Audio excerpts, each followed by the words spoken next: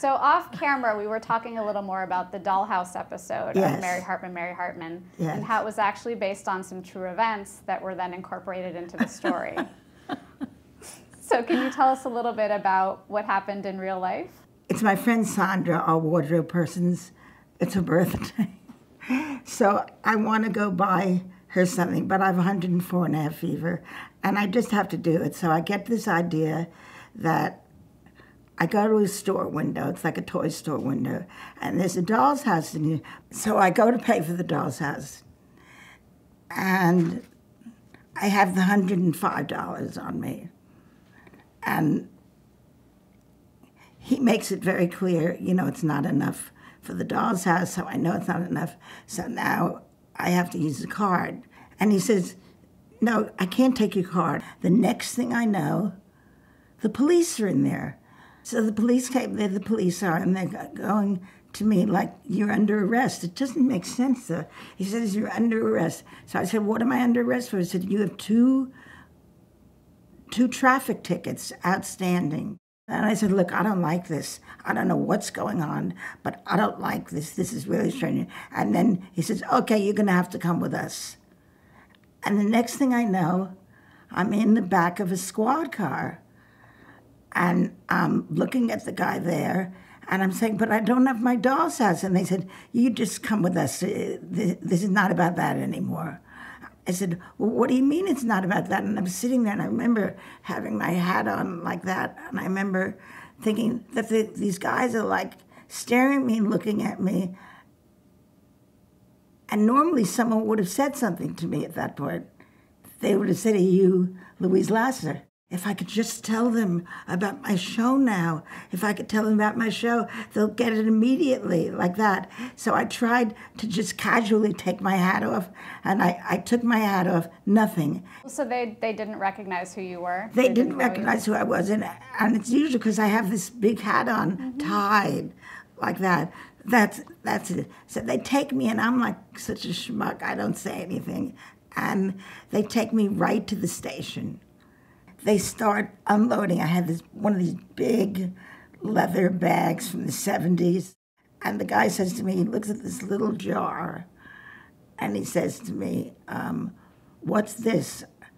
I said, I knew it was going to come up. I had $6 of cocaine in my bag, like in a little thing with a black top. And they said, what is this? And I said, that's cocaine. I just said it. I just said that's cocaine, figuring, it'll be like an in-hip thing, and nothing's going to happen. And he says, well,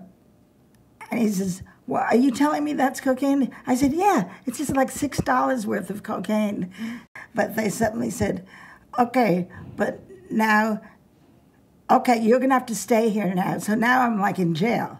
The whole thing, and all I can say is it cost me like $2,000 suddenly to get out of there. I had to have a bail bondsman. I'm put in jail with hookers and all. And I'm put there, with not my hat anymore, but I'm in there until someone comes to bail me out, right? So, some of the hookers said stuff accusatory about Mary Hartman. I think they didn't like it. Everyone's a critic. Monday morning, I got on the set, and I asked for a writer's meeting. I said I thought it might be like a really good idea for the show, but when I didn't say I was arrested. The court breaks when they tell people all these things Monday night. So I would have known like in the 5 o'clock so I'm in the office upstairs, Mary Hartman, because I just have this sort of Hamlet feeling going on. And I'm like, I know I'm in trouble. No one knows anything. No one knows I'm going to say anything. And all of a sudden, a telephone rings.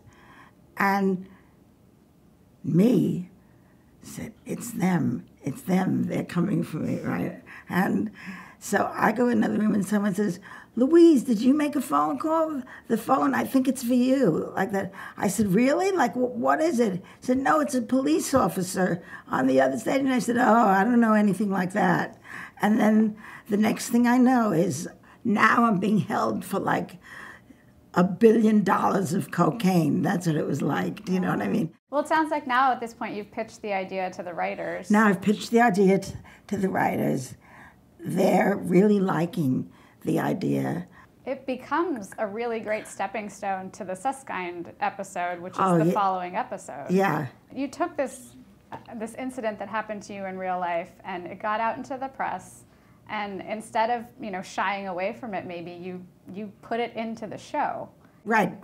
The next day or 2 days after it became into the show. We talked a little bit about what actually appears on screen with Mary playing with the dollhouse in the toy store, and she gets On my screen, right. on the Mary Hartman show. Right. Yeah, and then And no one knows the real story. nobody on No the, one in the on show, the set no. knew at that time. No, one person may have known, but no one knew. No one knew that this actually happened to me. Wow. So that made it sort of very gauzy. Yeah. And an amazing experience for you to be playing it. Yeah, it was a nightmare. That was why I wanted to do it, because of in the show and how that exemplified the perfect solving, the perfect life, the Yeah. perfect this out of her shambled life. So that dollhouse scene became, Mary sitting on the floor. She's playing with these figurines, trying to envision this perfect life.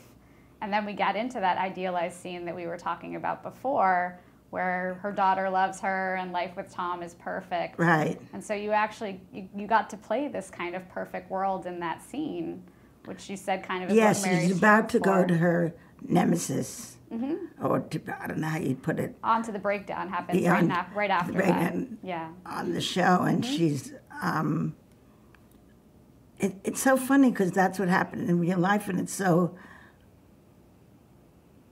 like apocryphal. So if I tell it, it just doesn't sound right. Yeah. Well, it's a little bit of, art imitating life that happened there. Yeah, All right. I don't know. I think we should move on to Saturday Night Live and talk a little bit about your time hosting Okay. there. So the opening sketch is kind of you refusing to come out of your dressing room and do Yeah. the show. Right. So that was just something Well, that that pitched to you? was so they could use Time magazine to lure me out. Mm-hmm.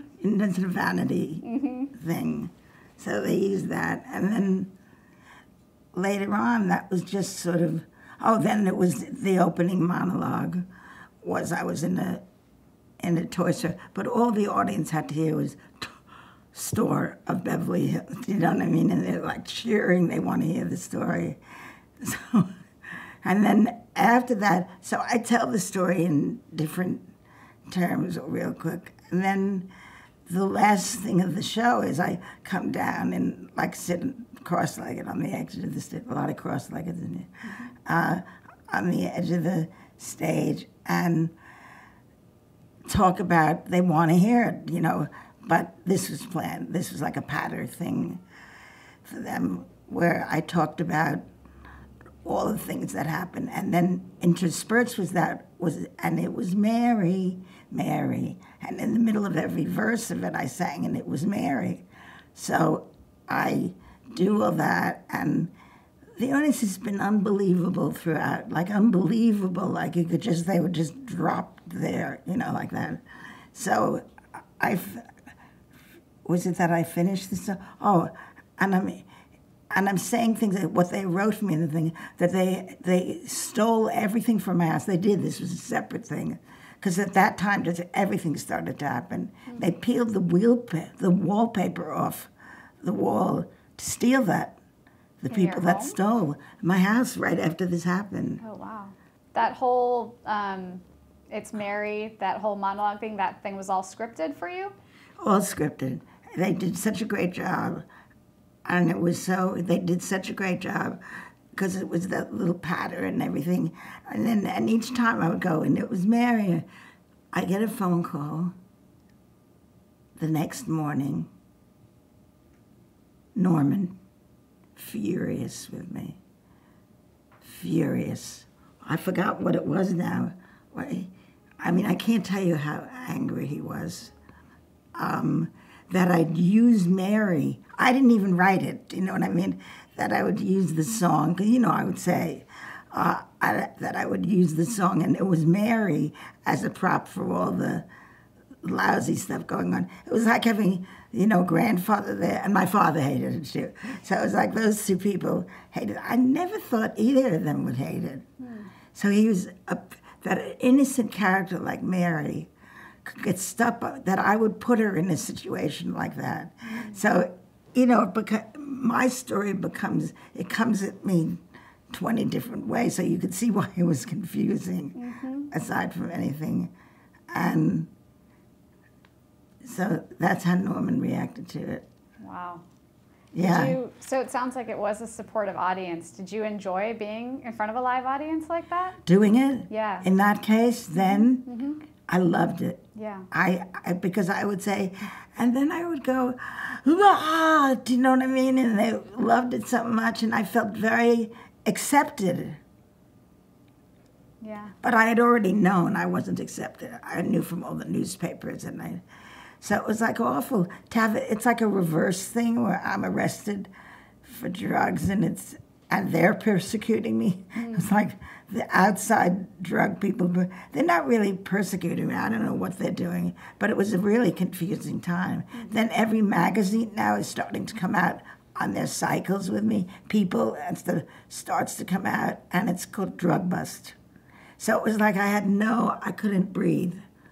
Yeah. Because I am typical of what's brought up in America. Do you know what I mean? I'm not typical, but I am typical.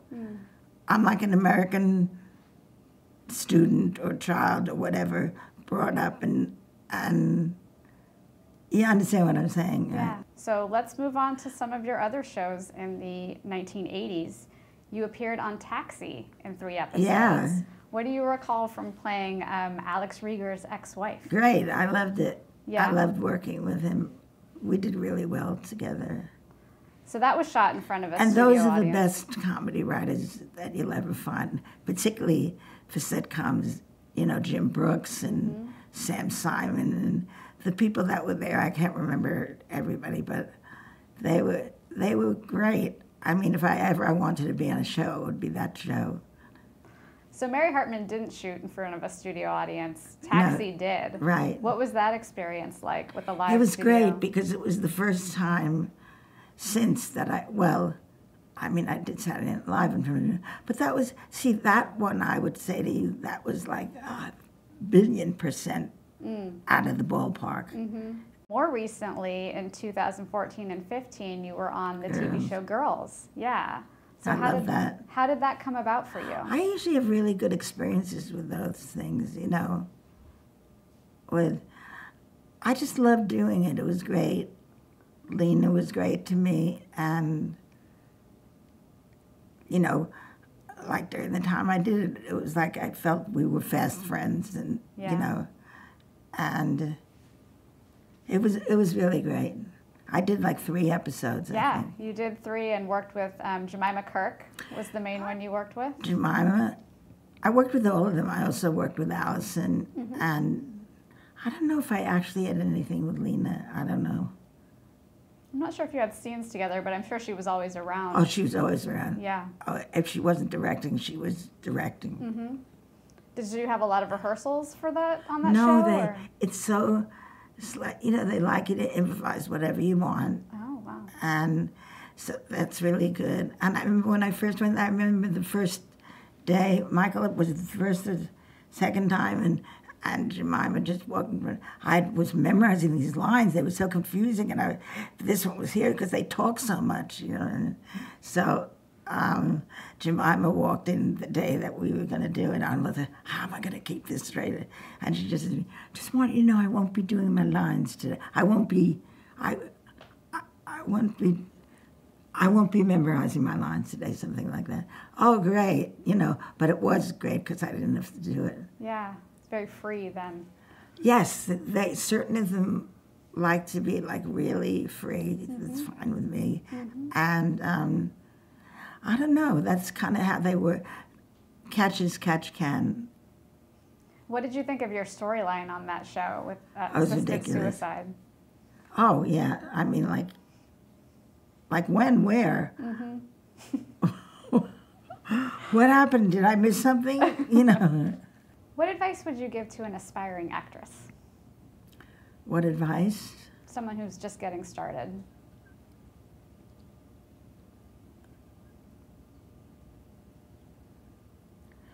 I would say, I don't know how much I mean it, but I would say just study your guts out. Just study and study and study. But don't do it hard. Leave some room But for study. flexibility. Learn what you can. Get some techniques so you know what you are doing. And then the beautiful part and all that will come after or with it. And then, of course, people come along and they open their mouth and their talent just takes them everywhere. So they might not have to study as much, but in today's market, I would say there are too many people out there that you're competing with, that the chances are you won't be that one person that's, you know, it's like hard to play odds and and people, it's painful to go do that, to go do all that. It's terrible because I don't think there's anything great to say to youngsters today who are doing it. It's just, I guess, keep your eyes and ears open. Go to see art. Go to see all kinds of anything that can open your, you know. Go. That's what to do. Do that. Daydream. Dream. You know. It's a lot to do, but not much to do. It's not. It's very bleak. Unless that person has very strong dreams. The dreams seem to have to be stronger to get somewhere. What would you say is your proudest career achievement? The lie. The lie. Well, at the time it was a lot. I'm proud. I'm proud of most of my work. I mean, I really liked Saturday Night Live. Do you know what I mean? I don't know, but there were projects at the beginning where I thought I wasn't so good when I did them. Just I don't even remember. But like if I really work on something, I like to work. I like to do that, and I like the fun of it, and I like interacting. So it's like fun for me. It's not usually work for me. I mean, there have been times in my life, but you know, yeah, is that what you asked me? Yeah. If there was sounds like The Lie was what you were particularly Well, The Lie I proud was of. laughing at because we were talking about it. But that's a great example of picking someone up. It's like picking up Chekhov and, you know. The material spoke And to that's you. your favorite. No, the material and everything, you speak to you. Do you know what I mean? Yeah. It comes to you and it goes back to you and it goes. So finally, it hurts when people say things. But finally, if your point of view gets clearer as you go on with things, it won't hurt the same way. Like you begin to get it better. Do you know what I mean? Yeah. And those things are not a threat on you, even though you think that they are, but they're not. Any career regrets?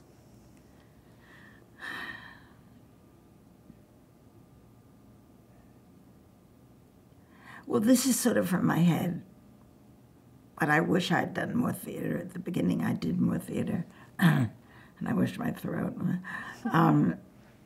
I wish I'd done more theater, and I loved doing movies. I've done a lot of movies, and I thought somehow this last period of time would be devoted, not last period, but I mean like a while ago, say 15, 20 years, would have been devoted to film. Because I love film, I love doing. You remember I said to you, like, I wish I were the girl at camp, like a girl going to camp on the train. And I used to like to go on the train because I could close my eyes and just pretend I was asleep, and everyone would think I was sleeping. They could watch me sleep. And I'd always wanted everybody to see me sleeping. That to me is like the movies. You look in on someone and you see them. So that's what I liked about it as a child, and why I thought movies. So people could look in on me and see me. It's so unself-conscious. It's so, Yeah, through the lens. through the lens, right? So our final question then is, how would you like to be remembered? In life forever? I don't know. I have no idea. Never thought about it. Just not for that incident. It's really interesting at one incident. It's like a foreign film. I don't know what one looms up and changes your life. Do you know what I mean? Mm-hmm. And you had no idea. You could have avoided it at all, Mm-hmm. But it is, because that's sort of a huge defining thing for me. It became. Yeah. I don't know. I don't have a legacy. Right, we just said that, right? Well, I mean, I think you've got quite an acting legacy. You've left a legacy on television for sure. It's so funny how I only sometimes can think of it that way.